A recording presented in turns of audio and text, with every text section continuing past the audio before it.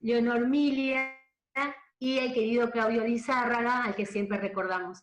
Bueno, sin más, le paso la palabra a la escrita de nuestro proyecto de investigación, María José Medey, que la va a presentar a Alicia. María José. Hola, gracias. Bueno, Alicia Schniers es doctora en Letras Clásicas por la Facultad de Filosofía y Letras de la Universidad de Buenos Aires, directora del Instituto de Filología Clásica y profesora titular de Lengua y Cultura Latinas 1 a 5 hasta su jubilación en marzo de este año 2020. Dirige y ha dirigido proyectos de investigación acreditados y financiados sobre temas vinculados con distintos aspectos del campo literario romano en sí y en relación con su contexto de producción. Metáforas del cuerpo, el espacio, identidad y diferencia, entre otros, así como el estudio de textos no canónicos como el apéndice virgiliano.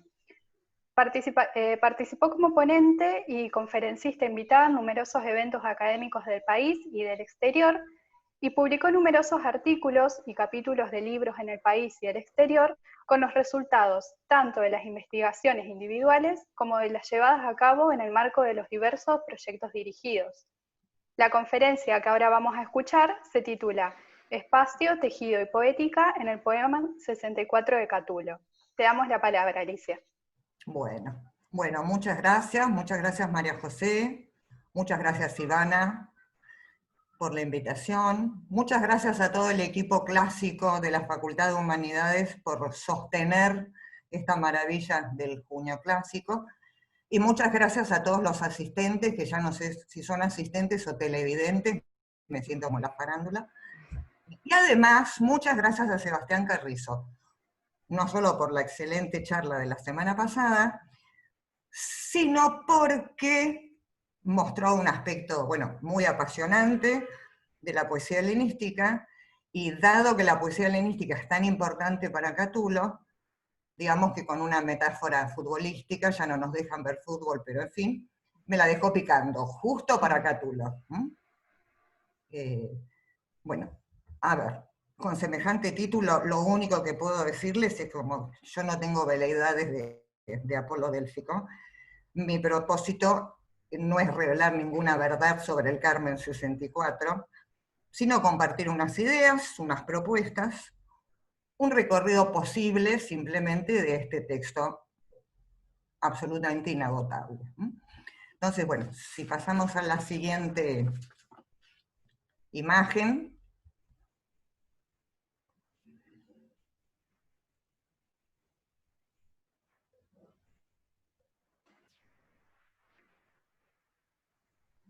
Un segundito. Sí, sí.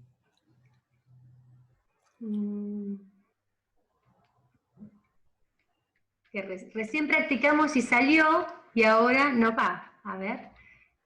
Si no, salgo un minutito, dejo de compartir, un segundito y lo vuelvo a hacer. Bueno. Ahí está, a ver. ¿Esta es la segunda imagen o me pasé? Sí, sí, sí. Está bien, bien.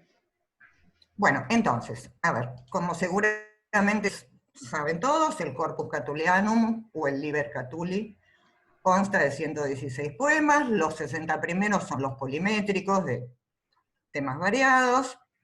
En el centro están estos que acá aparecen como Carmina Longiora o Maiora, se pueden llamar de los dos modos, y luego del 69 al 116 están los epigramas de tema variado, algunos tienen que ver con la diatriba, que es algo propio del epigrama, otros con asunto fúnebre, que es algo propio del epigrama.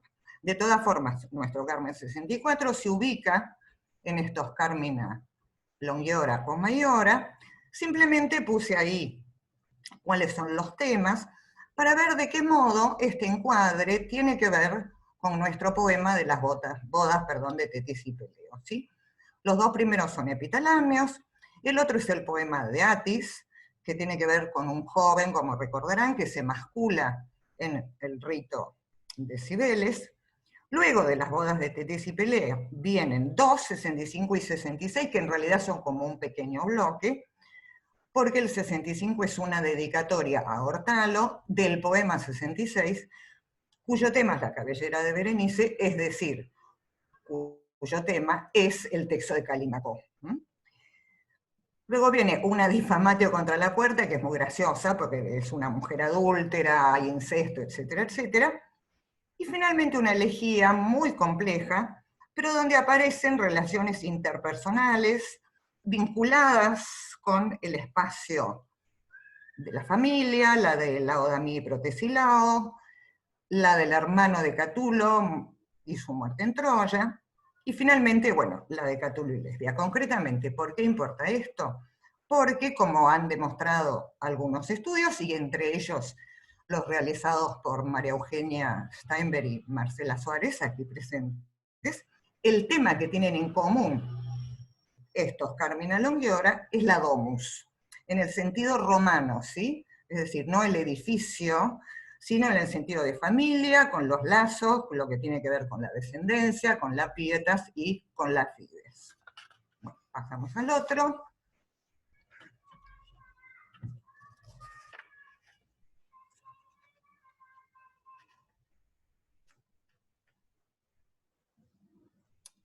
Bien, entonces, como ustedes saben, a ver, este grupo de poetas al que pertenece Catulo suelen llamarse poeta enoui o neoteroi, como dice ahí, en menor medida cantores de Euforionis, pero en realidad todas estas son palabras de Cicerón, que más allá de su extraordinaria cultura no era precisamente un crítico literario, y que por otra parte utiliza esas expresiones con un valor más vale peyorativo.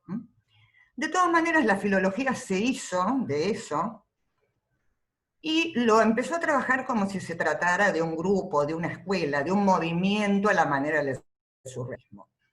Por supuesto, en los últimos años todo eso está, digamos, muy cuestionado, sobre todo porque, excepto en el caso de Catulo, de los demás conservamos muy pocos versos, magníficamente editados por Hollis en su edición de Oxford, pero muy pocos versos, de modo que esto de los poetas enoui o neoteroi es uno de los muchos razonamientos circulares de la filología, ¿sí?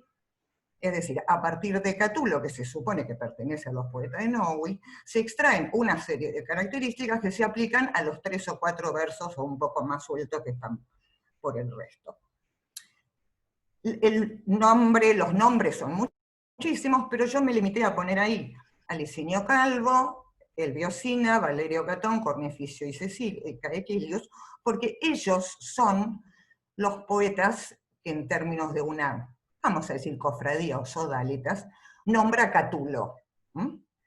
Bien, en todo caso, más vale lo que tenemos que pensar es que se trata de una corriente, de un movimiento, y en lo personal me parece que lo mejor es pensar en que estos poetas parecen compartir un metatexto. Entiendo por metatexto un conjunto de conceptos y valores acerca de la literatura, reconstruible a partir de todos los textos que los manifiestan en forma explícita o implícita. ¿Cuáles son las características de ese metatexto? Pongo neotérico helenístico, neotérico para usar la palabra con que habitualmente aparece en los manuales, helenístico porque sin duda la impronta de la poesía helenística en este grupo es muy fuerte.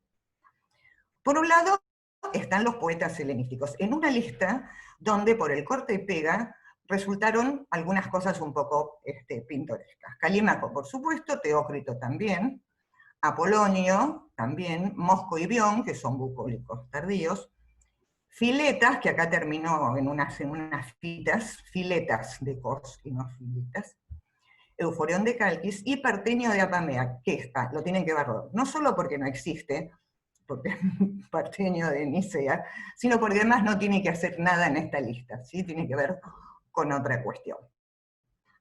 Bien, las obras de estos, bueno, conocemos en el caso de Calímaco, los yambos, los epigramas, los himnos, los aitea, la de Cale, que es la que más nos va a interesar, los idilios de Teócrito, no todos son bucólicos, hay algunos que también nos van a interesar, y los bucólicos tardíos, sobre todo Mosco, porque es importante para nuestro Carmen 64.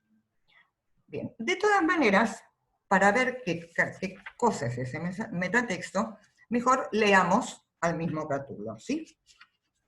Estos versitos que puse acá tienen que ver con el primer poema con que se abre el corpus catuliano, como ustedes ya saben. Es un poema programático. ¿Qué es un poema programático? Un poema donde se establece un pacto con el lector, creando en el lector, por lo tanto, un horizonte de expectativa respecto de qué es eso que va a leer. Bien, ¿qué es lo que nos dice acá Catulo? Leo, bueno, la traducción que está allí, ¿sí?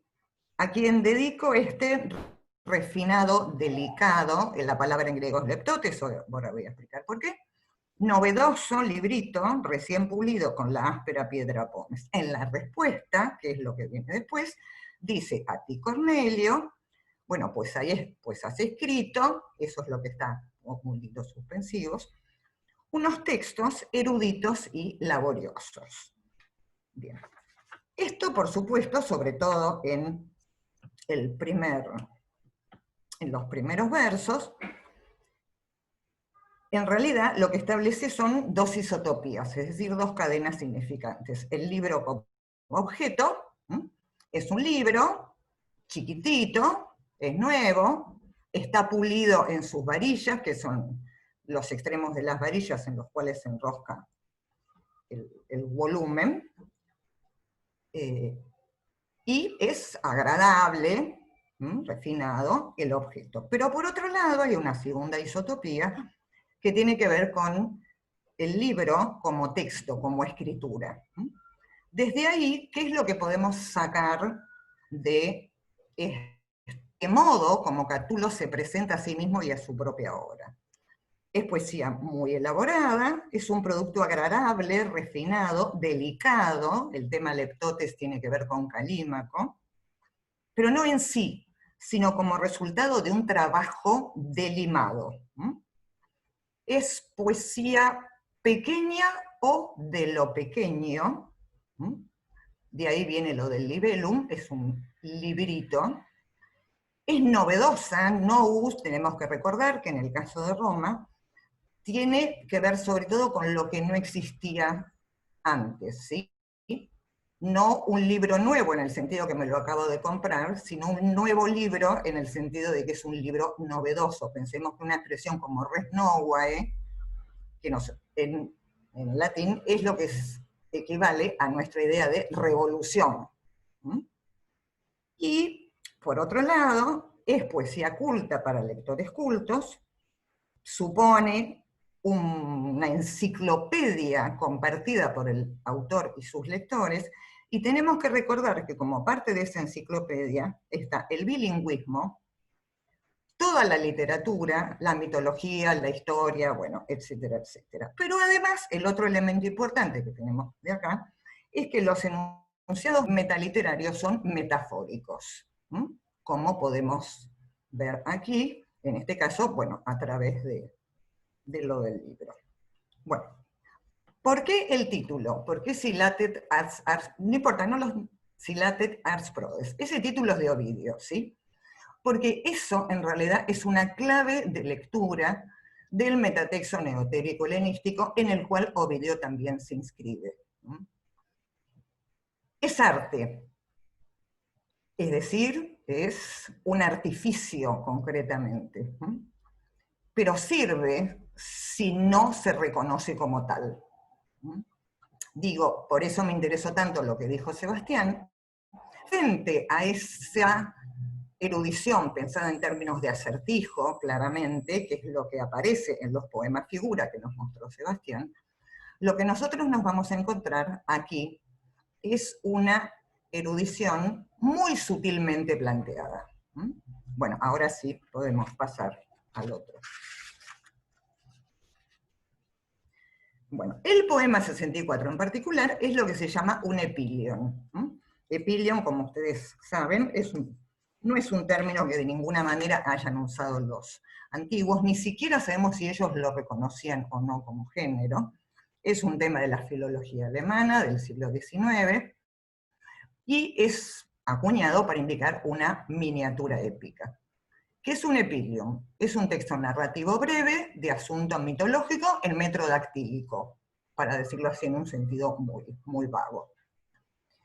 Especialmente cultivado en el periodo helenístico, como dice así, en lo que podría pensarse como una alternativa al poema largo, en latín el Carmen Perpetuum, rechazado por Calímaco en el prólogo de los Aitias y en el himno a Apolo. Como ejemplos tenemos la Ecale de Calímaco, la Europa de Mosco, y los idilios 13-24 de Teócrito y el idilio 25 del pseudo Teócrito. También en Roma, en el marco de ese mismo metatexto, tenemos es una manera de decir, tenemos los títulos, en el primer caso. La Esmirna de Sina, que tiene que ver con el mito de Mirra, la Io de Calvo, la Dictina de Catón, el Glaucus de Cornificio, y sí tenemos el Julex y la Quiris, ¿sí? Que si bien son posteriores, tienen que ver, son epilia y tienen que ver con este metatexto. Volveremos inmediatamente sobre esto cuando veamos cuáles son las características. Decimos allí, asuntos mitológicos menores o episodios menores de los grandes ciclos de los héroes. Asuntos mitológicos menores. Por ejemplo, la Dictina de Catón es la historia de Vitromartis, una ninfa servidora de Diana perseguida por Minos, es decir, una historia mínima, mínima, mínima. La de Glauco es mucho peor, en el sentido de mínima. Glauco es una divinidad marina, mitad hombre, mitad pez, que se enamora de una ninfa. Bueno, una cosa absolutamente menor. Episodios menores de los grandes ciclos de los héroes. Bueno, en ese caso, ¿qué tenemos? Por ejemplo, el idilio 13 de Teócrito, que es el episodio de Heracles e Hilas. Hilas, este jovencito del cual Heracles se enamora, y bueno, se va a buscar agua y se pierde. Bueno, no se pierde, se muere el pobre Hilas. Una cosa mínima, apenas mencionada en las Argonáuticas de Apolonio, que cuentan toda la historia, bueno, que transcurre, perdón, durante ¿cómo se llama esto? El viaje de los argonautas. Y mucho mejor aún, digo, en términos de lo que nos importa por su influencia en Catulo, es la Ecale de Calímaco. ¿Qué es la Ecale de Calímaco? En realidad es el relato, la tenemos de manera fragmentaria, ¿sí? Pero el relato de Teseo, que cuando va rumbo a matar al toro de Maratón, se hospeda en la casa de una viejita, una viuda vieja y muy pobre. Ahí Teseo le cuenta toda la historia de su regreso a Atenas, bueno, etcétera, etcétera. Entonces va, mata al toro de Maratón, vuelve, y se encuentra con que la viejita ha muerto, y entonces, bueno, hace una serie de cuestiones. Eso está en los Aitias, pero, digamos, el relato, lo del toro de Maratón está dentro. El relato es el encuentro de Teseo. No, Teseo no es cualquiera, Teseo es el más grande héroe de Atenas, que se encuentra con una viejita. O sea, por eso digo, un episodio completamente menor en los grandes ciclos en los héroes. Y en términos de versiones inusuales o a veces encontradas, que tiene que ver con esta polifonía de la literatura helenística, el mejor ejemplo, si bien no es exactamente un epílogo, es el himno a Zeus de Calímaco, que es una serie de versiones encontradas de dónde nació Zeus. Bien. Otro aspecto, minimiza los acontecimientos y prioriza aspectos secundarios. ¿Por qué minimiza los acontecimientos? Porque los acontecimientos están en la enciclopedia compartida entre el autor y el lector. No hace falta contar qué es lo que pasa, sino hace falta entrar en pequeños detalles qué es lo que pasa. Con algunas cuestiones que incluso tienen que ver con la domesticidad, ¿sí?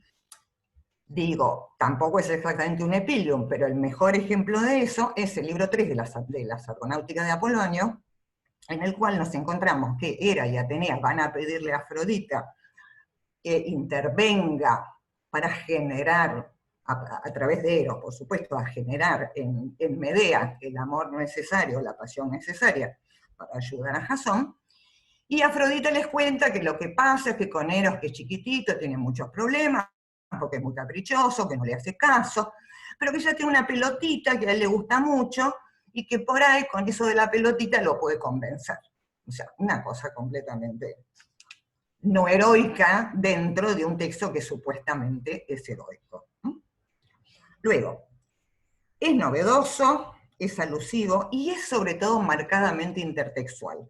¿Por qué? Porque tenemos que recordar, que es algo que Goldkill dice maravillosamente, que en este espacio helenístico y en el helenístico neotérico, toda alusión mitológica es una alusión literaria. ¿Por qué esto? Estamos hablando de un público y unos escritores extremadamente cultos que no conocen la mitología porque leen el diccionario de Grimal, sino que conocen la mitología porque lo que leen son los textos donde está esa mitología. A su vez, en lo formal, esto se pilla, abundan en digresiones, relatos enmarcados, discursos directos. También manifiestan un trabajo muy sutil, eso del que leíamos en el primer poema de Catulo, sobre el plano métrico y discursivo, y otro elemento que es absolutamente propio de la literatura helenística, cosa que ya dijo Sebastián, que es la poikilía. La poikilía, cuyo equivalente latino es la varietas, es este interés en producir una literatura que en absolutamente todos los planos sea variada hacia el interior y hacia el exterior. Y nuevamente insisto, porque esto es fundamental, que se trata de un poeta doctus que supone un lector doctus. Bien, podemos pasar al otro cosito.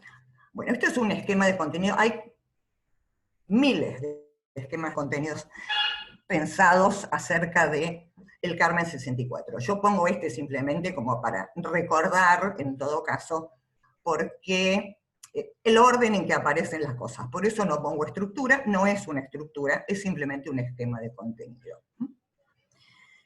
Entonces, ¿cómo empezamos? Empezamos con un prólogo, que tiene un quondam por ahí, y de manera circular cerramos con un epílogo que también tiene un quondam.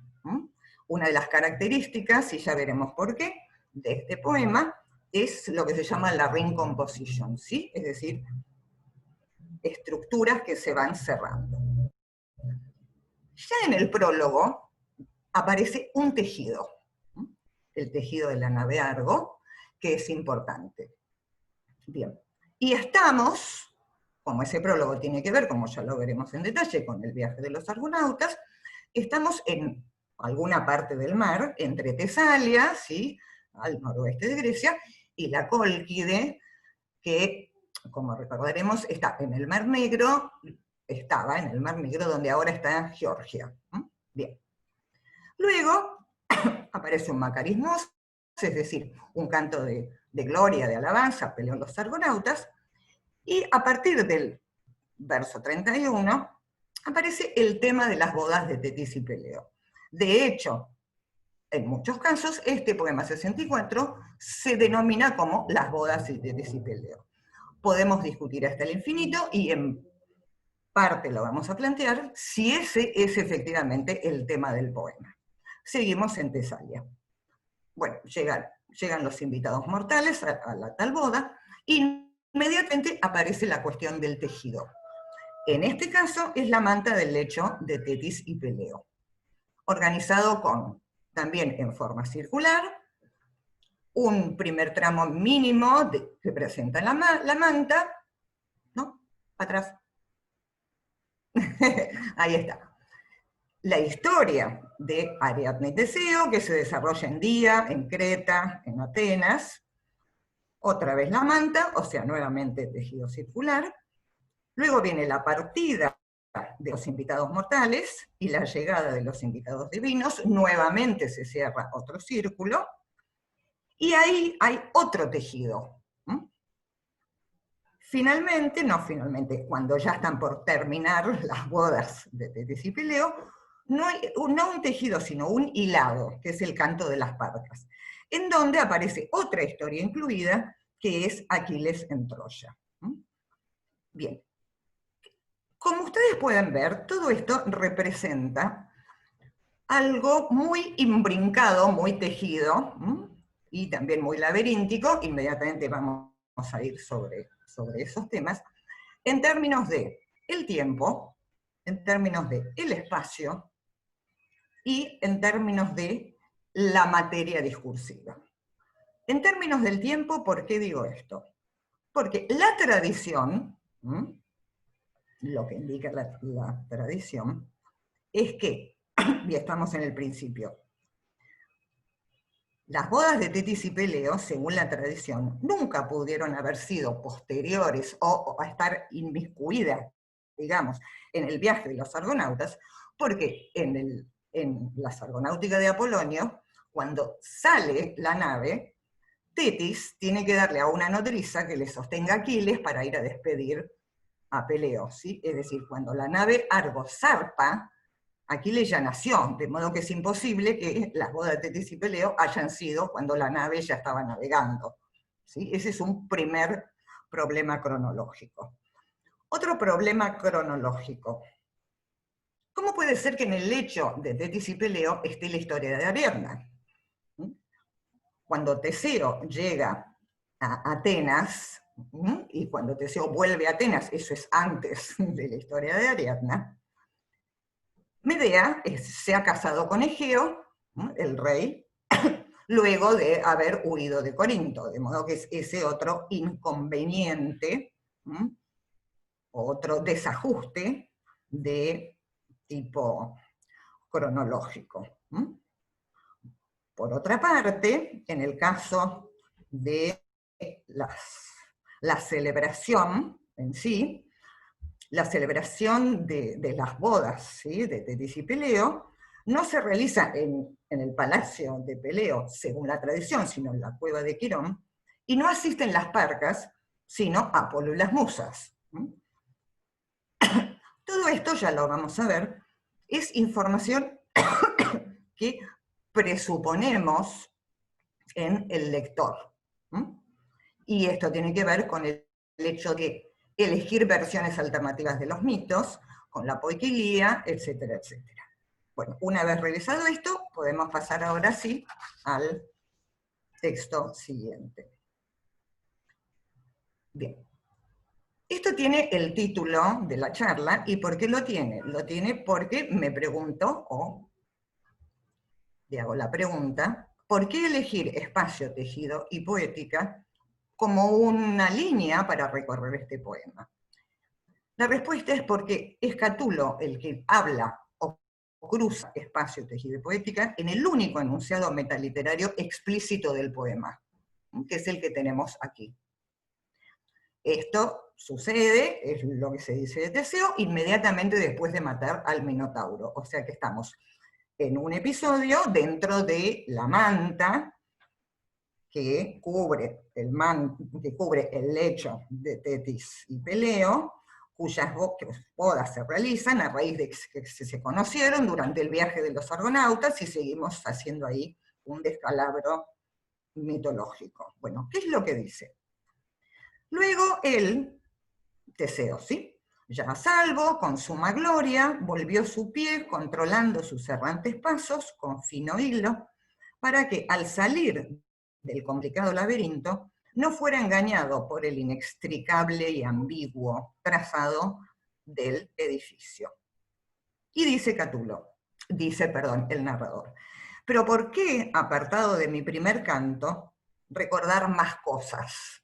Y entonces hay toda una preterición, ¿sí? Recordar que pasó esto, que pasó lo otro, que pasó lo de más allá. Lo cual tiene que ver, por otro lado, con que lo que estaba antes también era recordar, ¿sí? Porque dice plural. Bien.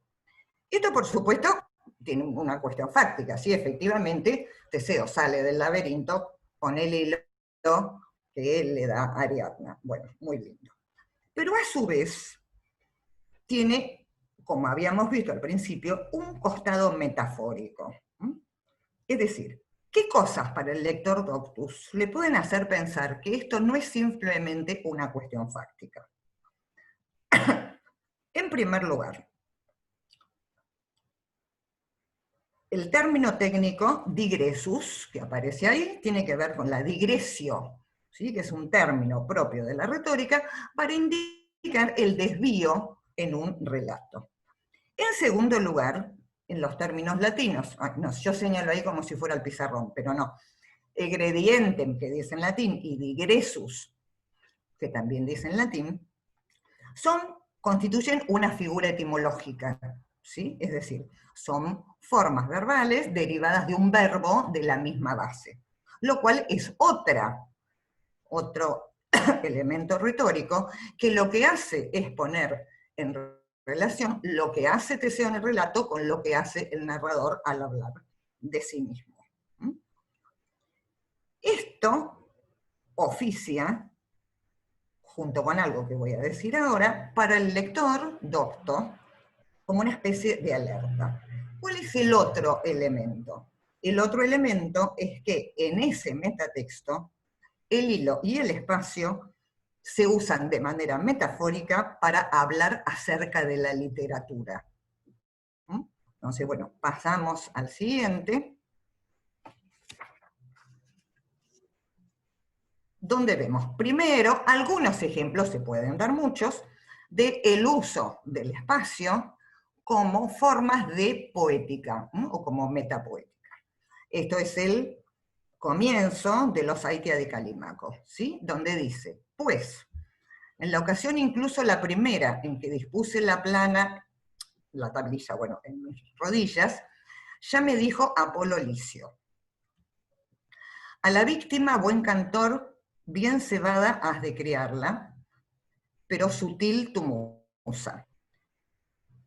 También te ordeno esto, hollar por donde no pasan los carros, llevar el tuyo, no por rodadas comunes al resto de las gentes, no por camino llano, sino por sendas sin trillar, aun cuando tengas que conducir por una más angosta. Entonces, esto tiene que ver con un por dónde, como el espacio más el recorrido, el espacio que se recorre más el recorrido es igual al tipo de escritura. Lo que está indicando con esta metáfora es la búsqueda de lo novum, como leímos en el primer poema de Catulo, de lo no conocido. Lucrecio, que es, aparte de ser contemporáneo de Catulo, tiene muchísimos rasgos de poesía helenística, dice lo siguiente al final del canto 1. Recorro los apartados caminos de las Piérides nunca antes pisados por la planta de otro. O sea, es apropiarse de Calímaco y volver a decirlo esto. Es decir, es un texto nuevo, completamente nuevo, en el caso de Lucrecio, simplemente porque es poner en latín toda el discurso filosófico de Epicuro. Pero a su vez tenemos otra posibilidad que es la tercera. En este caso, de Ovidio, al finalizar los Remedia Amoris, dice, he completado la obra, dad guirnaldas a mi fatigada nave, he tocado el puerto hacia el que me dirigía. Esto ya no tiene que ver por el por dónde, sino por el hacia dónde. Entonces, el espacio indica no solo el tipo de escritura, sino el desarrollo, el avance, la progresión de una obra en tanto escritura y en tanto lectura. Pasamos al siguiente y vamos a ver qué relación existe entre el tejido y la poética, siempre en estos enunciados metafóricos para hablar del tipo de poema. Bien. Si bien no lo puse ahí, el texto como tejido ya está como casi todo en Homero, ¿sí? Es el manto que teje Helena en la Ilíada 3, ahí cuando tiene que ver con la teijoscopía, donde lo que teje Helena es la batalla que se está mirando, ¿sí? Bueno, pero de manera más específica tenemos, entre otros, el texto de Plinio, tejo un texto poikilon, ¿sí? Un texto variado, y ya en el caso del latín, tenemos Horacio, dice, cuando me lamentaba de que no se prestara atención a mi trabajo y a los poemas hilados con hilo fino, ¿sí? Fíjense ustedes, el labores, que tiene que ver con ese trabajoso, laborioso que vimos en el caso del poema 1 de Catulo, con el tenue filo, que es exactamente lo mismo que el hilo que lleva a, ay, ¿cómo se llama este chico? A Teseo afuera del laberinto, y con el deducta, que para nosotros va a ser una palabra importante, porque eso tiene que ver con uno de los tejidos del poema, que es lo que hacen las partes. El siguiente es la famosa recusatio de la bucólica sexta de Virgilio, ¿sí? Como cantara yo reyes y batallas, el cintio me tiró de la oreja y me advirtió: conviene Títiro que el pastor apaciente ricas ovejas, que cante un poema hilado. Es el mismo de Duquere. Ese poema hilado tiene que ver con el hilo fino, ¿sí? Con el hilo trabajado, con el hilo producido. Y las últimas, ¿por qué lo ponemos? Porque ¿quién es el autor, creador del laberinto y del hilo? No está en el texto de Catulo ni tiene por qué estarlo, es toda esa información que el lector maneja. Dédalo. ¿Sí? Bien, Dédalo es el artifex por antonomasia. Para toda la literatura helenística, para toda la literatura latina de cuño neotérico helenístico. ¿Qué hace Dédalo? Dédalo crea artificios engañosos, ¿sí? El disfraz de Pasífae, el laberinto, las alas de Ícaro. Aparece entonces en la literatura helenística un uso de términos de griegos usuales, vinculados por su raíz a Dédalo, para indicar cierto tipo de escritura, cierto tipo de producción poética. Estos dos que elegí, hay otros, pero estos dos que elegí son particularmente representativos. ¿Por qué? El primero dice: y en cada extremo, de un lado a otro, numerosas figuras habían sido distribuidas artísticamente. Daidala pola. ¿Sí? ¿Por qué es importante? Porque eso es de un tejido, del tejido del manto de Jasón, que teje Atenea en la Sargonáutica de Apolonio. El otro: en él estaban representadas muchas figuras relucientes. ¿Por qué es importante esto? Daidala pola dice exactamente lo mismo, ¿sí? Porque esto es de la Europa de Moscú, uno de los epilion de los que hablamos, y a lo que se está refiriendo es a la copa de Europa, labrada por Hefesto, donde hay una historia enmarcada, así como en la colcha de Ariadna está enmarcada una historia que tiene que ver con, supuestamente, el relato macro de las bodas de Tetis y Peleo. Bien, volvamos entonces, pasemos a la otra, a nuestro texto. Si leemos esto en términos metaliterarios, más allá de lo fáctico, se nos plantean una serie de preguntas, ¿sí? ¿Por qué errantes pasos? ¿Por qué laberinto? ¿Por qué engañado? ¿Sí? Que es lo que dice. ¿Por qué inextricable trazado? ¿Cuál es el hilo fino? ¿Por qué hay que volver para salir? ¿Sí? Porque dice, da vuelta el pie. ¿Cuál es el primer canto del que habla Catulo? ¿Quién es el hile que hace todo eso? Para responder a todo esto, como lo haría o lo podría hacer el lector, tenemos que llegar a este texto metapoético junto con él. Para eso vamos a hacer dos cosas. Primero, pensar qué cosa es un laberinto y qué cosa es un telar. Y segundo, leer el texto desde el comienzo. ¿Por qué? Porque, como dice Calam, un maravilloso reflexionador sobre la literatura griega, pero válido para toda la literatura clásica, los filólogos tenemos la costumbre de diseccionar los textos, agarrarlos por el medio y empezar a explicarlos. Pero en realidad, el modo de trabajar un texto es, en primer lugar, el modo que respeta lo que se supone que hace el lector, que es leerlo desde el principio hasta el final. No agarrar un pedazo en el medio y tratar de explicar a partir de eso que está en el medio. Entonces, empecemos por ver esto de qué es un laberinto y qué es un telar. Pasamos a la otra. No tengo mucha idea de la hora. Bueno, me apuro. Bien, el laberinto que está arriba es un graffiti de Pompeya, ¿sí? En Pompeya está todo, de hecho dice Labyrinthus hic habitat Minotaurus. Bien. Ese es el modelo del laberinto de Creta. Hay infinidad de laberintos, ¿sí? Muy variados. Nosotros casi seguro el único que conocemos, en el mejor de los casos, es el de los Cocos en Córdoba. Pero a lo largo de la historia de la humanidad hay infinidad de laberintos. El laberinto de Creta es lo que se llama un laberinto unicursal, de 7 caminos concéntricos. ¿Por qué unicursal? Porque es un laberinto en el que se sale por donde se entra. Por eso, para salir del laberinto hay que volver. No hay otro modo de salir. Es un recorrido el laberinto, pero es un recorrido que no conduce, por lo tanto, este laberinto de A a B, sino de A a A. ¿Sí? Por donde se entra por A, se vuelve a A, no hay otra manera. Además, es un recorrido pensado para que no se pueda salir, en realidad. ¿Por qué está el Minotauro ahí adentro? Porque antes de Teseo nadie sale de allí.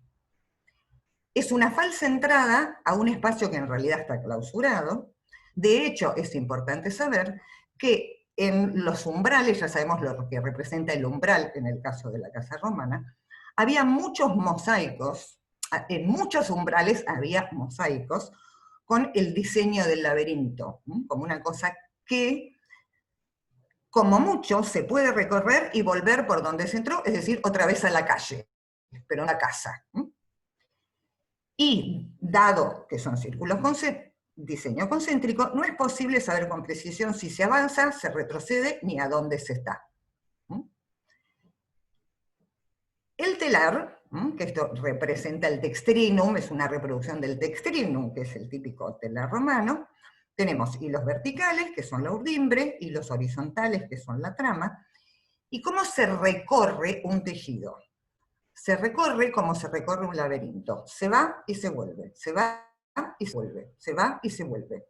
Mientras tanto se mezcla, se intersecta, y como vemos ahí, se crean figuras, eventualmente se tejen historias. En definitiva, en el laberinto como en el telar, nada es exactamente lo que parece.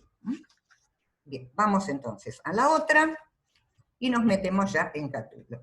Y puse este título, no crean que voy a cantar la canción de Vicentico, pero puse este título porque tiene mucho que ver con lo que le pasa al lector cuando empieza a decir esto. ¿Qué dice la canción?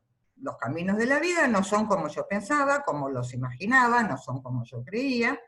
Los caminos de la vida son muy difíciles de andarlos, difícil de caminarlos, y yo no encuentro la salida. ¿Sí? Bueno, esto es lo que pasa en este poema. ¿Sí? Bien, ¿qué es lo que dice?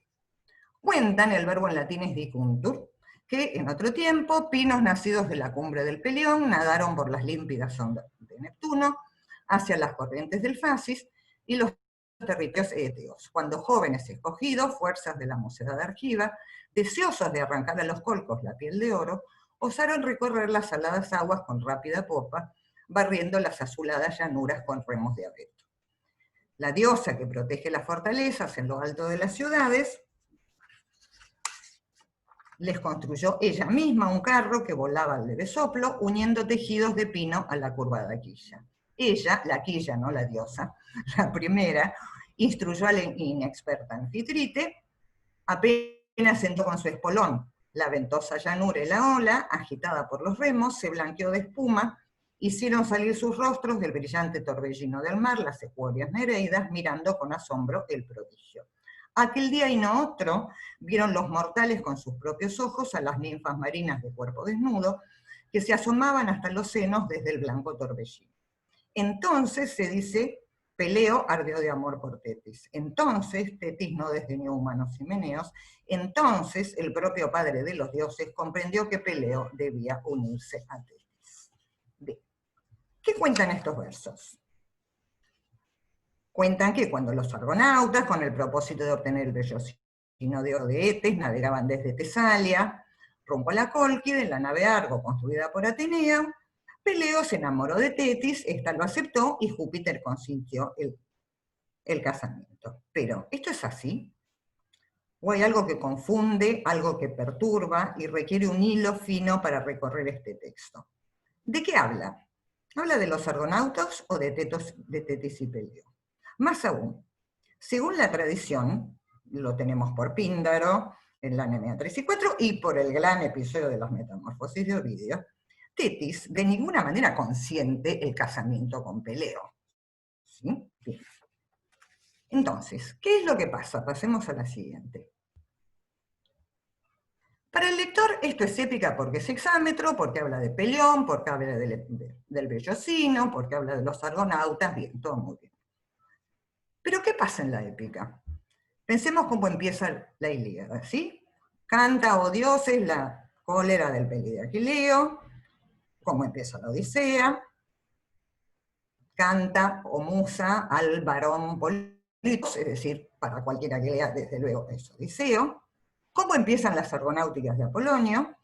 Comenzando por Tifeo, evocaré las hazañas de los antiguos héroes que más allá de la boca del Ponto y a través de las rocas cianeas guiaron por orden del rey Pelias la sólida Argo en pos del Bellocino de oro, o incluso como empieza la Eneida, ¿sí?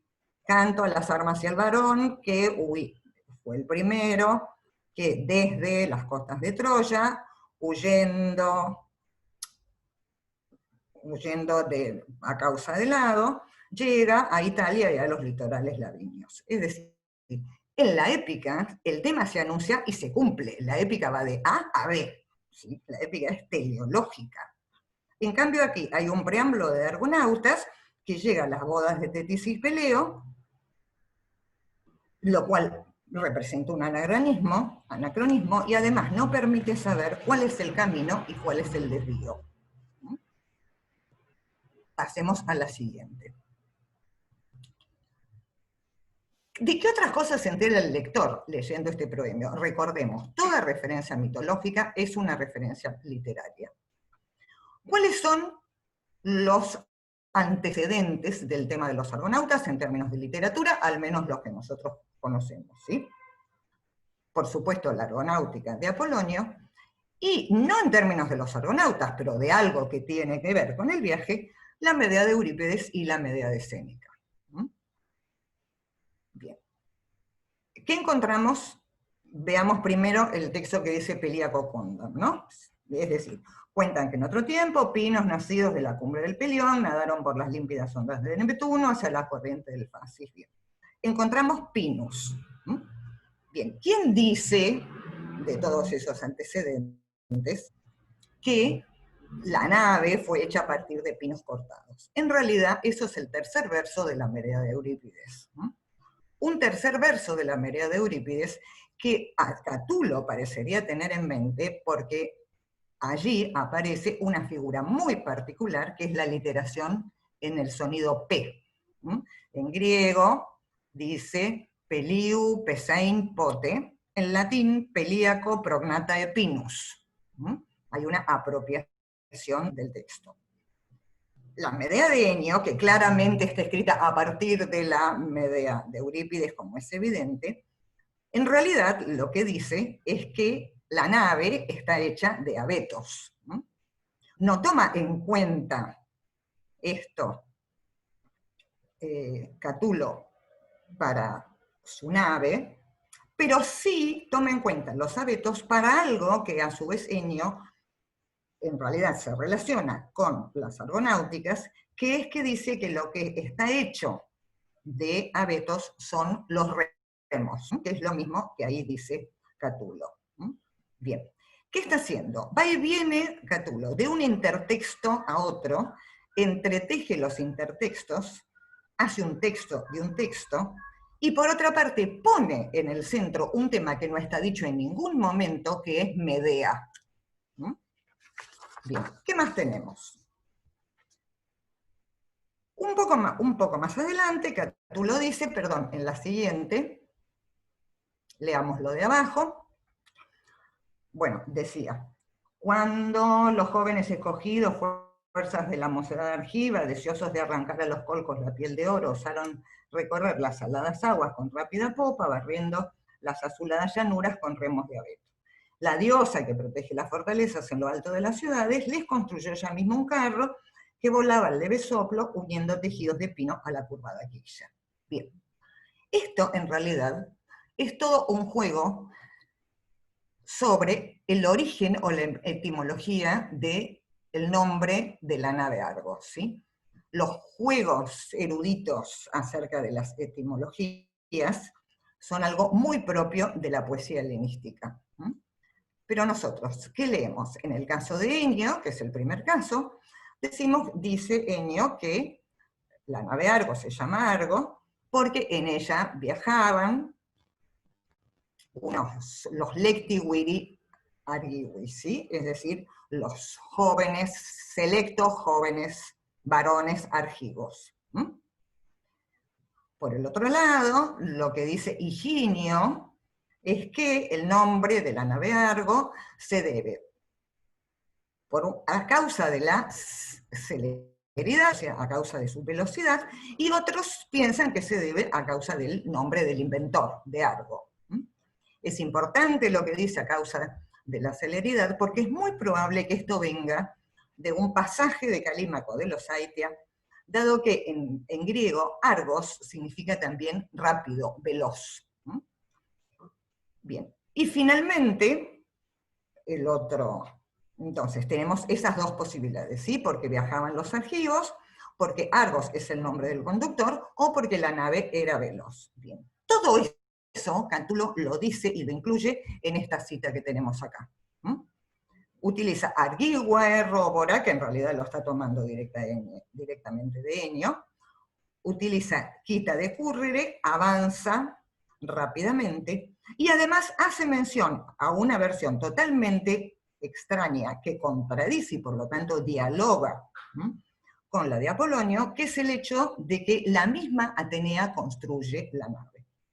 En el texto, entonces, se concentran todas las variantes, todas las tradiciones, del mismo modo como se entrelazan los hilos de un tejido, del mismo modo como se desvían los recorridos. Pero por otra parte, ¿en realidad nos dice que una nave navega por el mar? Pasemos al otro. Bien, en realidad todo eso lo tenemos que trabajar nosotros a partir del tipo de trabajo que se hace sobre el lenguaje. El término latino, lógico, para nave es navis, jamás lo usa Catulo. Lo que tenemos es pino, popa, carro, quilla, espolón, prodigio. O sea, metáfora, sinécdoque, metonimia. No, en este caso metonimia no, metáfora o sinécdoque. Navegar. Navega, lo que dice es nadar, recorrer, volar, instruir, ender. Por el mar, el término es mare. Jamás aparece tampoco. ¿Qué es lo que dice?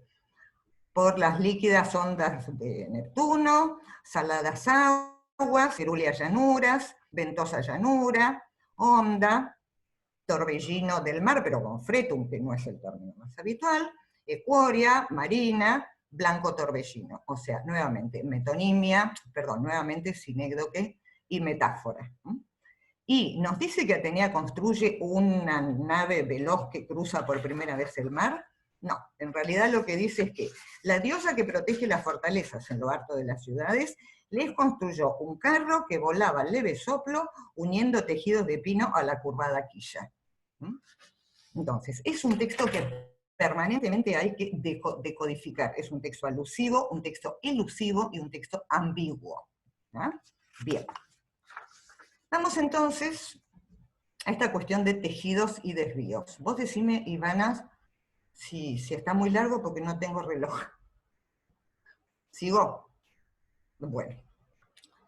Bueno, vamos a ver ahora esta cuestión de tejidos y desvíos, ¿sí?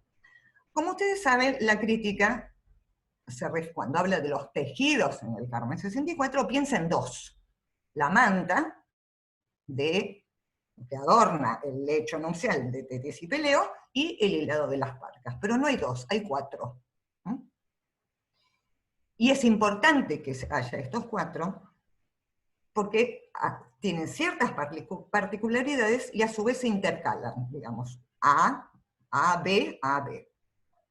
Los A, que son los que aparecen acá, vamos a decir, el tejido de la nave Argo, que ustedes tienen en la primera línea, y en donde dice versos 267-302, otro tejido, que es algo que hacen Quirón y Peneo, otro tipo de tejidos. En ambos casos, ya los vamos a ver, son tejidos metafóricos, o si ustedes quieren, tejidos sin hilo. Lo que entreteje Atenea, como lo que entretejen Quirón y Peneo, no son hilos, sino un elemento procedente del ámbito vegetal. Entonces, la acción de tejer no tiene por objeto producir un tejido, sino algo diverso. No se realiza con hilos, sí se realiza con algo procedente del reino vegetal, y es algo que los dioses realizan para beneplácito de un mortal.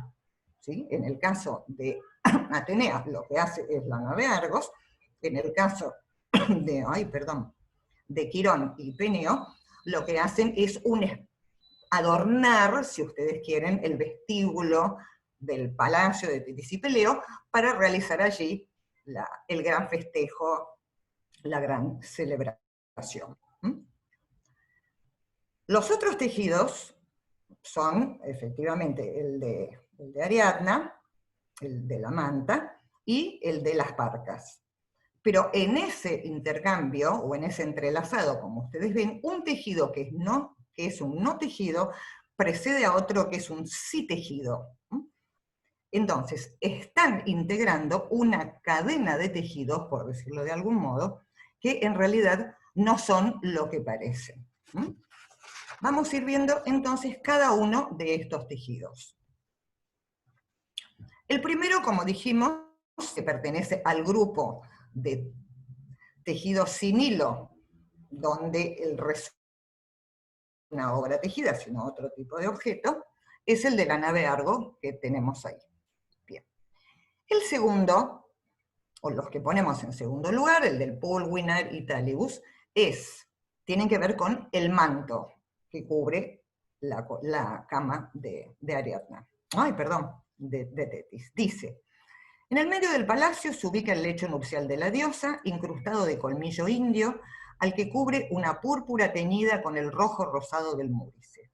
Esta manta variada con antiguas figuras de hombres despliega con arte admirable las virtudes de los héroes. ¿Qué nos interesa aquí? Nos interesa, por un lado, la cuestión de los colores, ¿sí? Estos colores, que son blanco, púrpura y rosado, entrelazan este tejido, ya vamos a ver cómo, con el hilado de las parcas. Pero por otro lado, nos interesa la señalación, digamos, de este tipo de tejido como un artificio, tanto por el admirable arte como por figuris, ¿sí? Que tiene que ver con la representación. Y además, y esto también es importante, nos interesa por el modo como esto que aparece en el segundo texto, el que empieza con Pulvinar, dialoga y cierra en un recorrido en el cual, como en el laberinto, se sale por donde se entra, toda la referencia a la manta. Dice el final: con tales figuras, magníficamente adornada, la manta cubría el lecho nupcial que abrazaba su velo. Fíjense cómo se repiten las palabras Pulvinar, la palabra Vestis, cómo se repiten exactamente el mismo lugar del hexámetro, o ariata figuris, decorata figuris, ¿sí? Están haciendo un espejo o un eco. Pero a su vez, acá hay un elemento muy importante que representa para el lector algo muy problemático, que es la cuestión del prisquis, esta manta variada con antiguas figuras de hombres. ¿Por qué? Nosotros leímos que la nave Argo es la primera que navega, ¿sí? El mar desconoce que existe tal cosa antes que navegue la nave Argo. Lo que nosotros vamos a leer aquí es la historia de Ariadna abandonada en día por Teseo. Bien.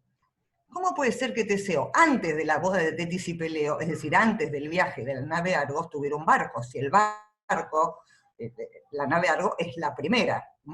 Esto representa ese tipo de elementos que, para el lector, se convierten en llamados de atención. Es cierto que en la Argonáutica de Apolonio, Jasón, para convencer a Medea, habla del romance de Teseo y Ariadna. Un argumento lamentable teniendo en cuenta cómo terminó el romance, pero eso dejemos de lado.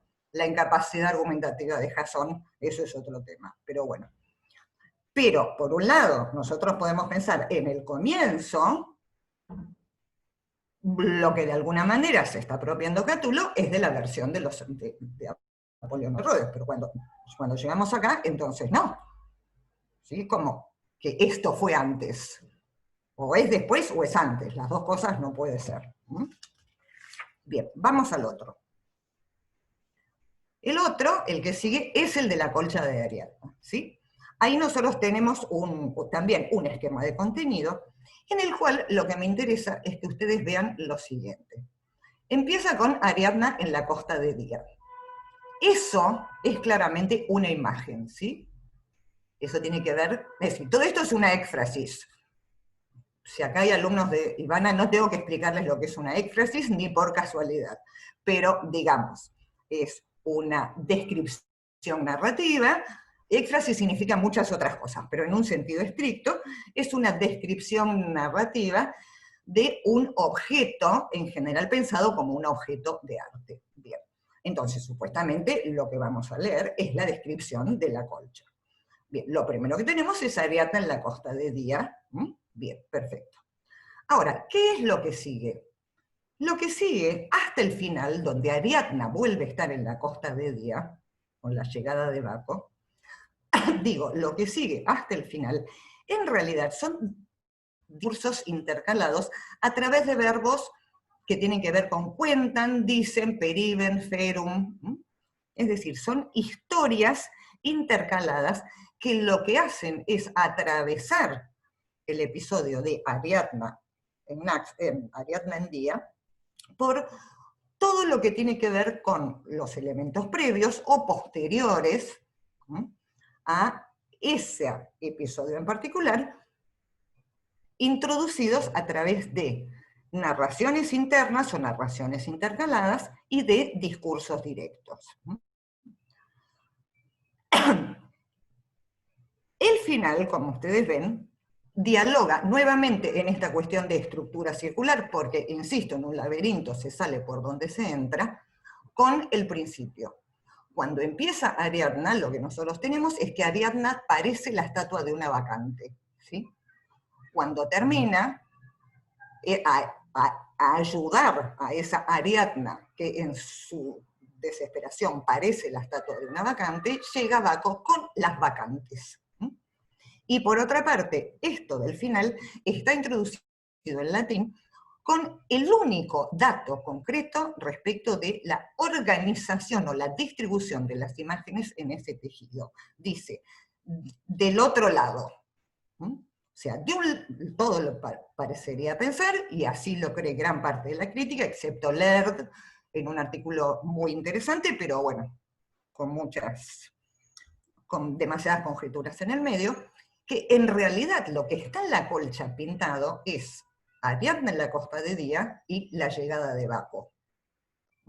Todos los demás son textos entrelazados en un entretejido que además es laberíntico en un sentido cronológico. ¿Sí? Vean ustedes todo lo que aparece ahí, en el orden en que se producen las cosas en la tradición. La partida de Teseo de Atenas, Teseo en Creta, el abandono de Ariadna, el lamento de Ariadna, la llegada de Baco y el regreso de Teseo a Atenas. Bien, ¿en qué orden están en el texto de Cátulo? Empieza por el abandono de Ariadna, sigue por Teseo en Creta, sigue por el lamento de Ariadna, sigue por la partida de Teseo de Atenas, sigue por el regreso de Teseo a Atenas, termina con la llegada de Baco. Entonces, las historias contadas constituyen, desde el punto de vista material, en lo que se refiere a si son imágenes, descripciones de imágenes, o relatos intercalados, o discurso indirecto. Y desde el punto de vista cronológico, un entrelazado y, además, por supuesto, un laberinto.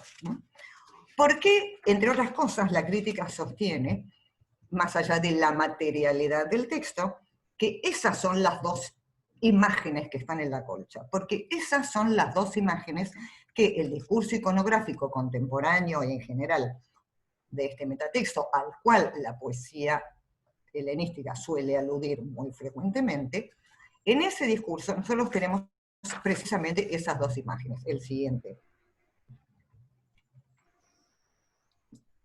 Un segundito. Bien. Ariadna en la costa de día, fíjense lo precioso, el barquito de Teseo que se está yendo por ahí, arriba, en un rinconcito. Esto es una pintura mural, de una casa de Pompeya, y en el otro, la otra imagen que en la iconografía tenía que ver con el episodio de Teseo y Ariadna, era la llegada del barco en auxilio de Ariadna. De modo, bueno, que se puede pensar que esos son los elementos más importantes. Vamos al siguiente y ya falta poco. En esa sucesión de tejidos, donde yo les decía que no había solo 2 tejidos, sino en realidad 4, lo que aparece antes del hilado de las parcas es esto que vemos aquí. Llegan los invitados divinos, y por supuesto, como son gente muy educada, traen regalos. Dice, llega en primer lugar Quirón desde la cima del Pelión trayendo dones silvestres, silvestria dona. Pues cuantas flores crían los campos, y ahí dice, etcétera, etcétera, las llevó él mismo entretejidas en abigarradas coronas con las que la casa sonrió acariciada por el alegre perfume.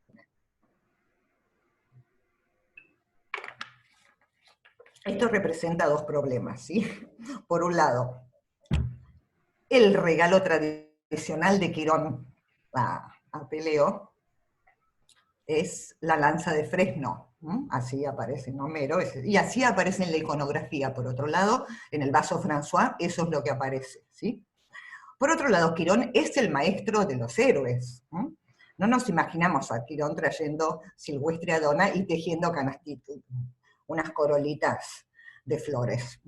Pero bueno, esto ya de por sí es sorprendente para el lector. Luego, el segundo invitado, que es un ilustre y famosísimo nadie, al punto llega Penio. Es un río dios de Tesalia, ¿sí? Pero a la boda de Tetis y Peleo iba gente un poco más importante. Pero bueno, no importa. Llega sin las manos vacías, otro invitado muy fino, pues trajo hayas, laureles, plátano, el señor se ve que era poderoso, ¿no? La flexible hermana de Faetón, es decir, un álamo, un ciprés. Bien. Colocó en torno a estos dones entretejidos para que la entrada verdeciera cubierta de suave fronda. Bien. Entonces, en ambos casos, como en el de Atenea, se trata de entretejer elementos provenientes del reino vegetal, para producir un objeto que en realidad no tiene nada que ver con lo que se hace habitualmente por la lana, y complace a los que van a recibir ese objeto. Pero a su vez hay una cosa importantísima que señala Geisler, que esto que entretejen Quirón y Peneo en realidad es un locus amoenus, ¿sí? Es decir, un ambiente verde, bello, sombrío, fragante. La construcción de un locus amoenus como algo previo al canto es algo propio, o que aparece reiteradamente en la literatura helenística, y que por otro lado un autor latino más neotérico helenístico imposible como Ovidio, retoma cuando, antes del canto de Orfeo, lo que hace es que Orfeo arme un locus amoenus. ¿Sí? El locus amoenus es la condición para el canto. Bien, Esto vendría muy bien en el caso de las bodas de Tetis y Peleo, porque según la tradición, los que asisten y cantan en las bodas de Tetis y Peleo son Apolo y las musas.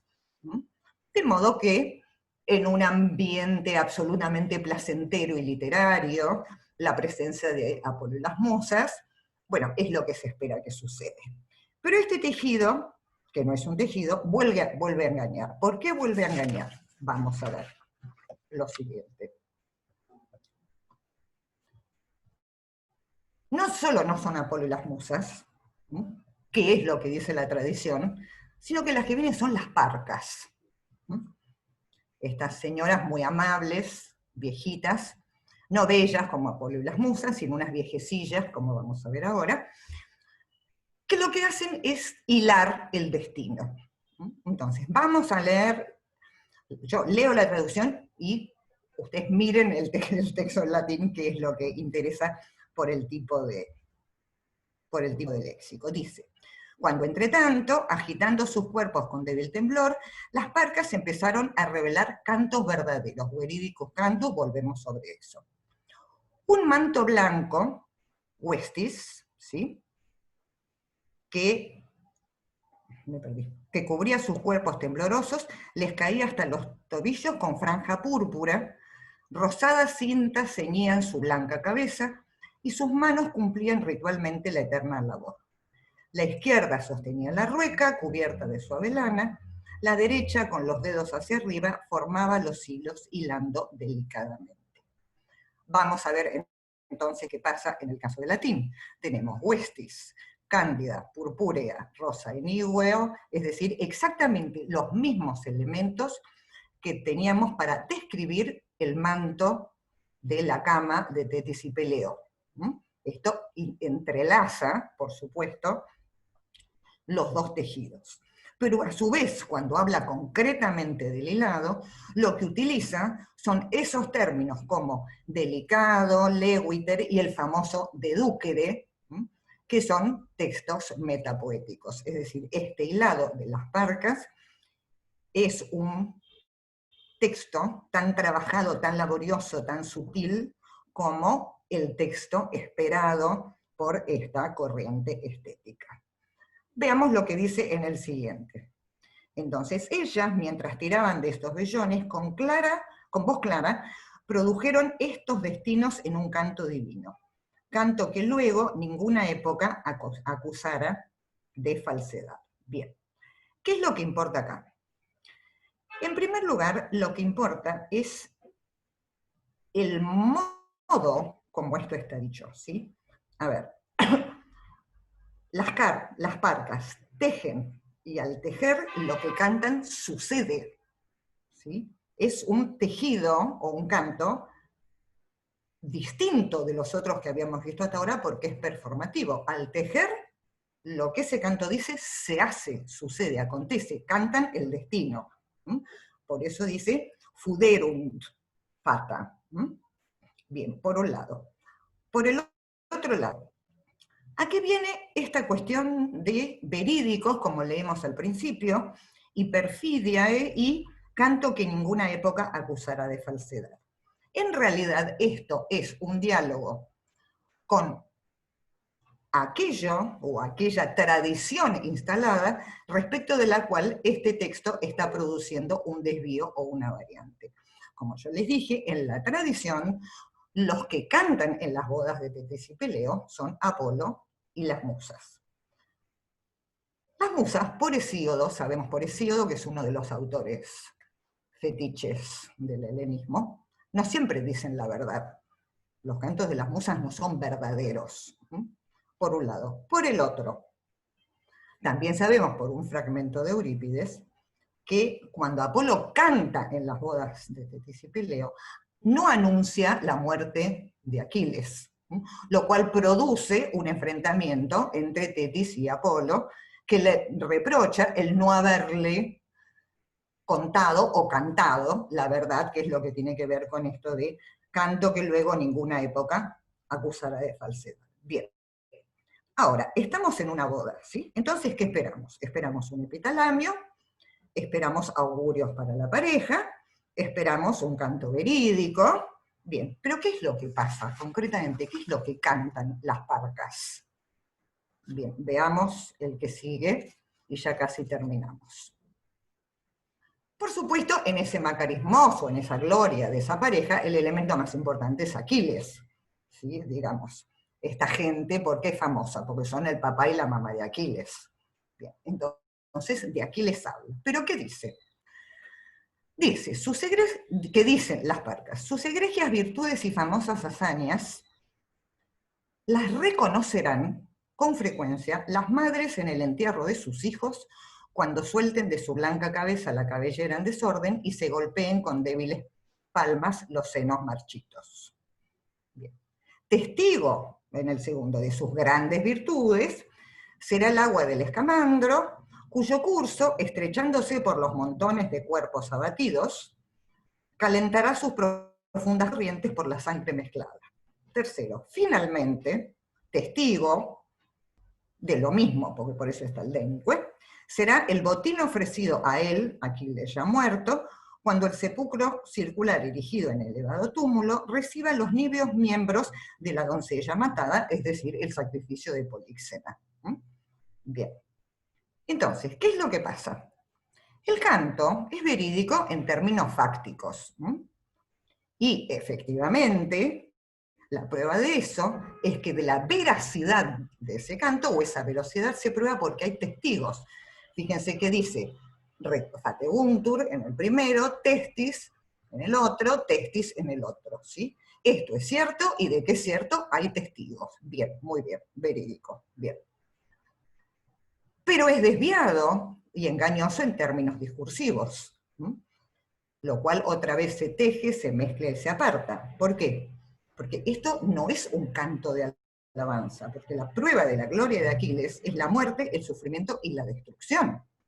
¿Sí? Entonces, esto no es lo que se espera en un canto de bodas. A ver, ustedes van a tener un gran hijo que va a ser un gran héroe, lo que él se va a probar, porque las madres van a llorar los muertos, el escamandro va a estar lleno de cadáveres, y a Políxena la van a sacrificar arriba de la tumba.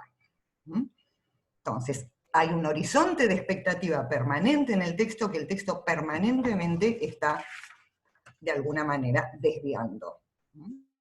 Bien, entonces, vamos ya a lo último, que es nuevamente nuestro famoso caminito del laberinto.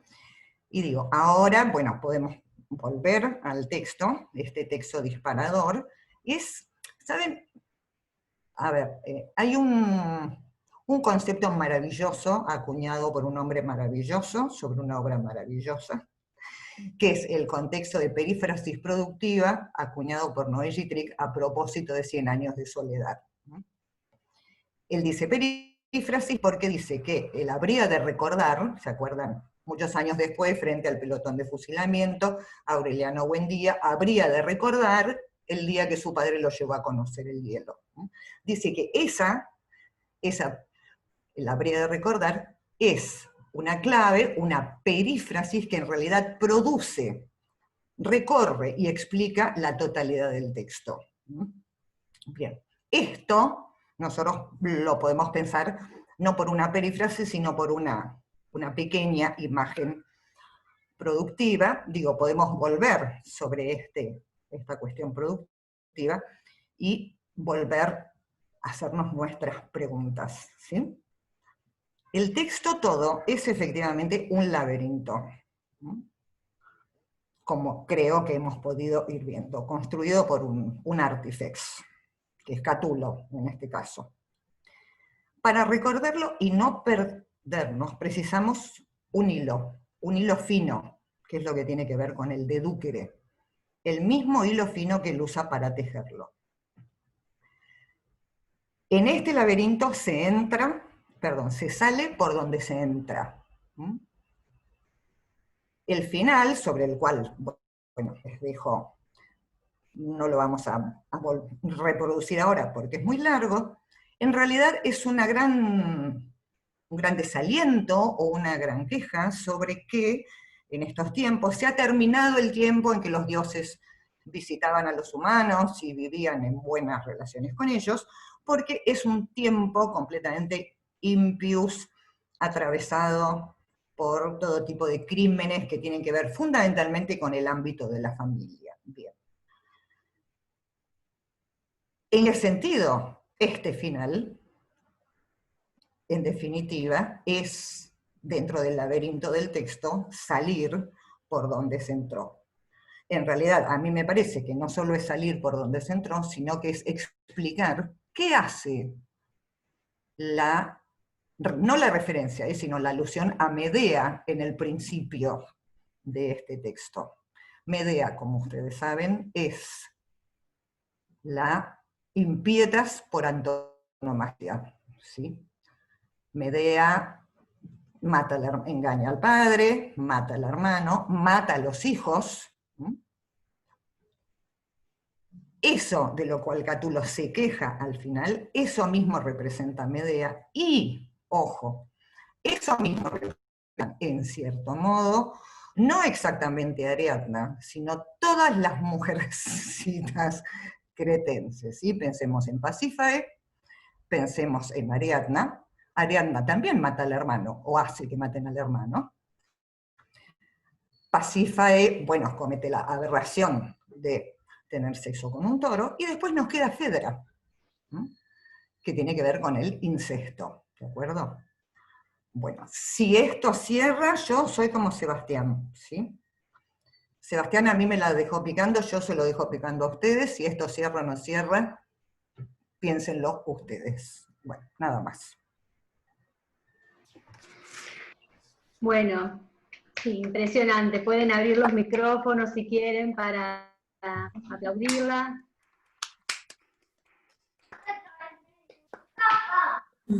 Alicia, muchísimas gracias. Nos has dejado maravillados con este nuevo manto, porque creo que nos has hecho ver un montón de cosas nuevas, así que muchísimas gracias por esta lectura tan atenta, por este paseo, este recorrido, tan minucioso, tan rico. Bueno, cedemos la palabra para todos los que estamos en la reunión. Si alguien quiere hablar, pueden hacer comentarios en el chat o preguntas.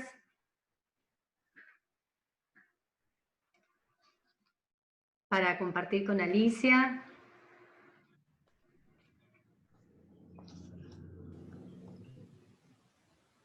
Hay que pensar, esto es un laberinto, hay que quedarse pensando, no se puede preguntar enseguida. Quedarse pensando. Y hay que volver a Catulo, siempre. Qué maravilla.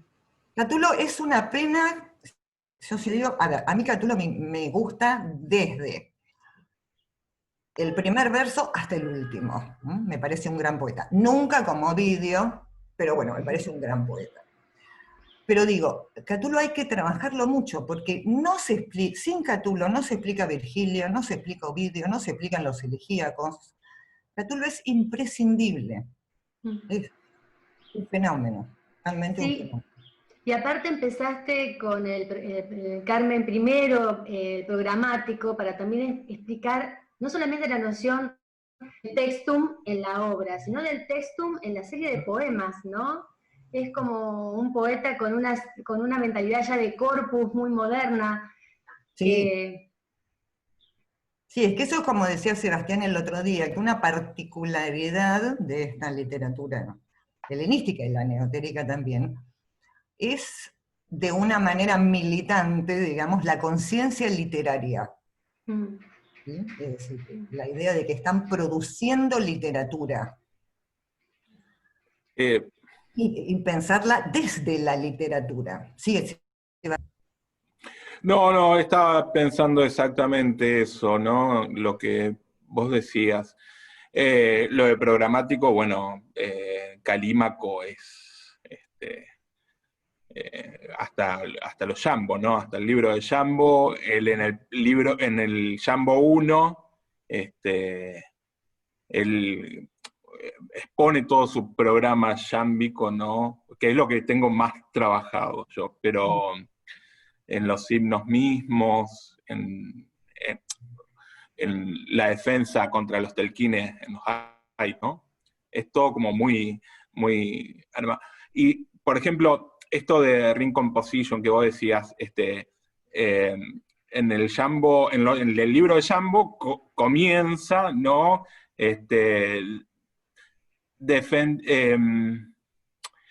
Bueno, presentando a Hiponacte, ¿no? Y todo el libro tiene los 13 Jambos y cierra el último Jambo, ¿no? Volviendo a Éfeso y a Hiponacte. Es como que es una composición circular y todo, muy sutiles las alusiones, es para poetas doctos, como vos decís, ¿no? Muy, muy pensado en ese sentido. Es muy complejo de seguir, ¿no? Sí, sí. Y es un juego, tiene que ver con la idea de juego en el sentido del lusus, ¿no? Es un juego, realmente. Especie de culto y de círculo. Totalmente. Mucho más sutil, obviamente, que los poemas figuras. Muchísimo más sutil.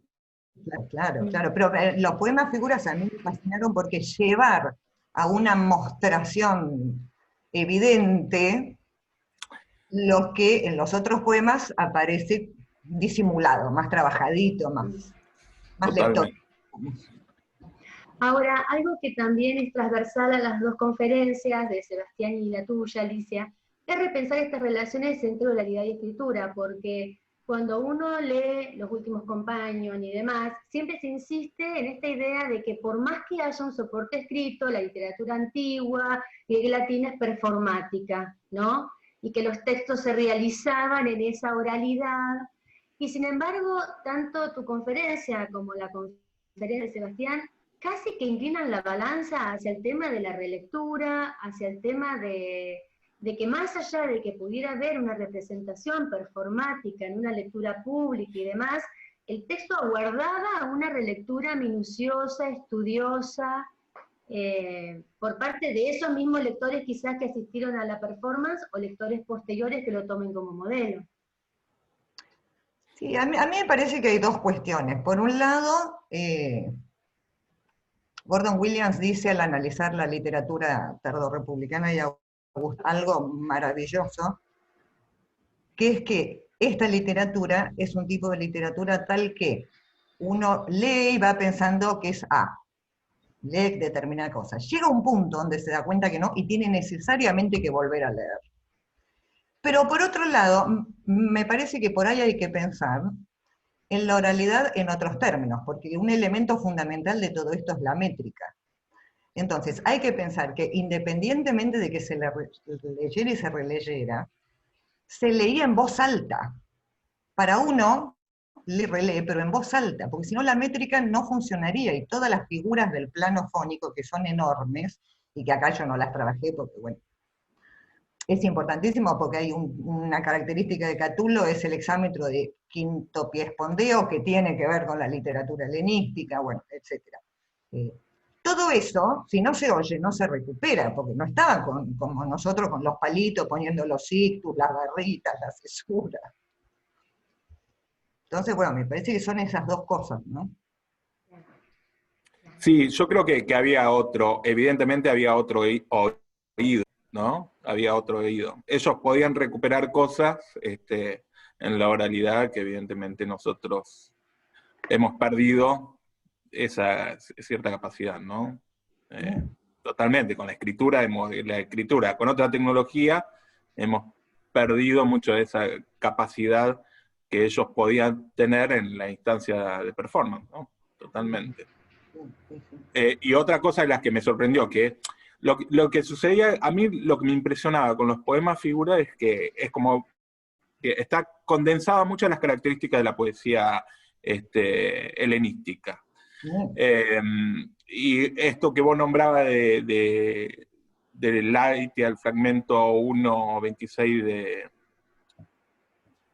de Calímaco, ¿no? Que la musa le ordenaba no ir por la senda por donde van los carros, sino seguir camino no trillado, ¿no? Buscando esas pequeñas,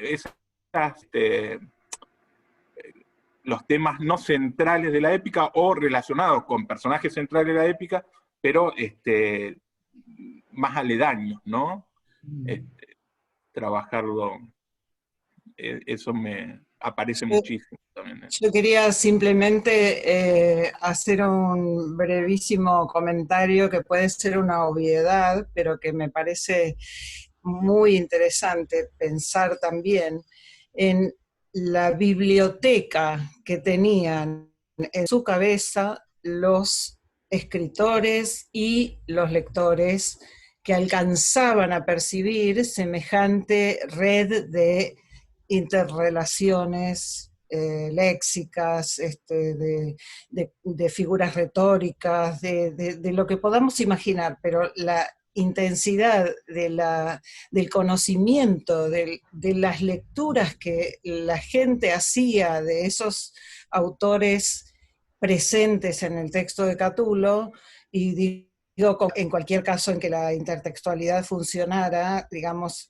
se presupone la existencia de unos lectores con una formación que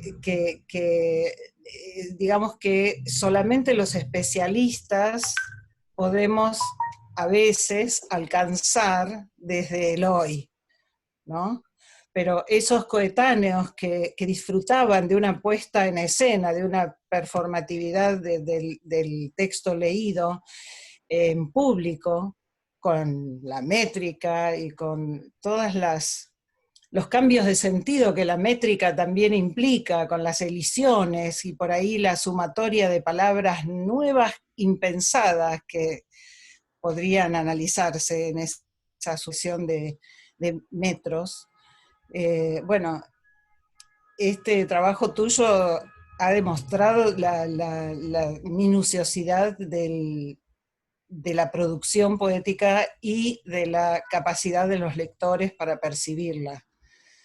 También eso es lo que justifica la transmisión y la llegada de Catulo a pesar de los intentos de recortar su difusión, ¿no? Porque bien sabemos de aquella edición de Fordyce en la que algunos poemas desaparecieron, pero movimientos como ese deben haber ocurrido con frecuencia.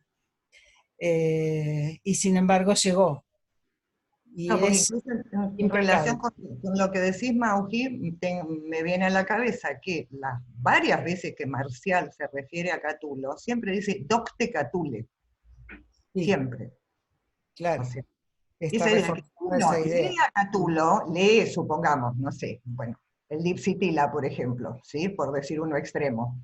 Y no le parece muy doctus, la verdad. Pero el tema es que la doctrina tiene que ver, por un lado, con la información y por otro lado, con el modo de escribir.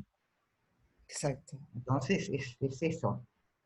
Bueno, de hecho, Catulo en el poema 65, que es ese donde le dedica a Ortalo el de Calímaco, y dice el Batíada concretamente, dice que no puede escribir mucho porque no está en su casa y no tiene libros. O sea, claro, es una cosa maravillosa. Debe haber ido a consultar datos específicos para dejar constancia de ese conocimiento. Claro, sí, sí, no tenía, este muchacho no tenía internet, entonces estaba así.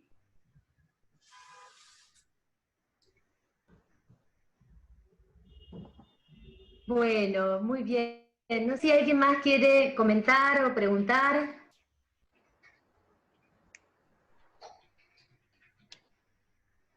Ahí Santiago dice, aquella queja de que los dioses desatendieron a los hombres por haberse corrompido, pervertirse y realizar terribles crímenes.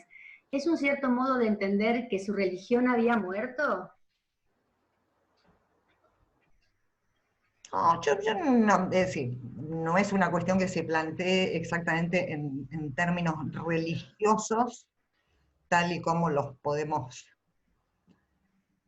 entender nosotros ahora, sino que en realidad Catulo está un poco jugando con el proceso entre la Edad de Oro, la Edad de los Héroes y la la decadencia posterior, y también está jugando con el hecho de que fundamentalmente para los romanos y para toda la cultura romana, el viaje de la nave Argos es el comienzo de la ruptura de la armonía primigenia entre los hombres y dioses, ¿no?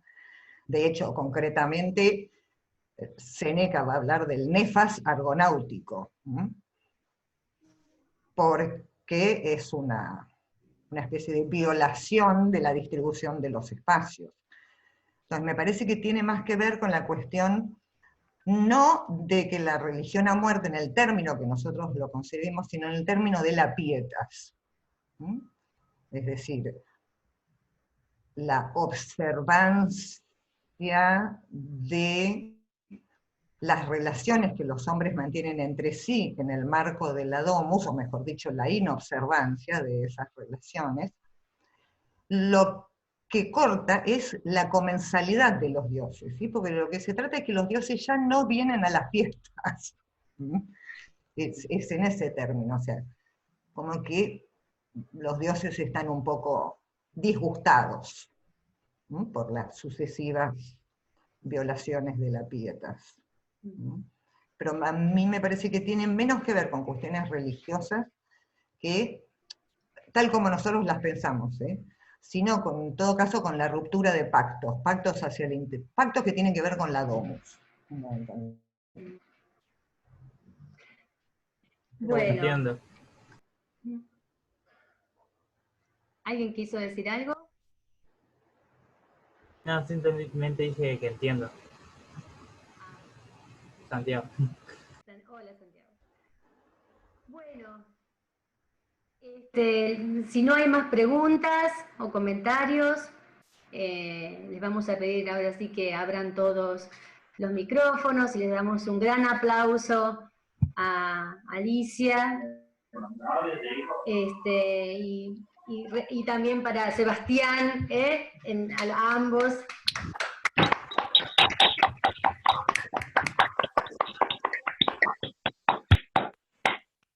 Bueno, les agradecemos muchísimo a los dos por la calidad de las conferencias. Hemos pasado 2 viernes maravillosos, un lujo, muchísimas gracias.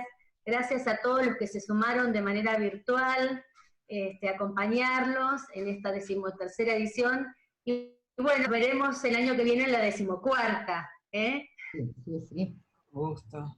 Bueno, muchísimas gracias a ustedes, a Sebastián, a Ivana, otra vez a la universidad, por haber organizado esto y por sostener esto, caiga quien caiga, con COVID, sin COVID, Junio Clásico está, en algún momento del año está.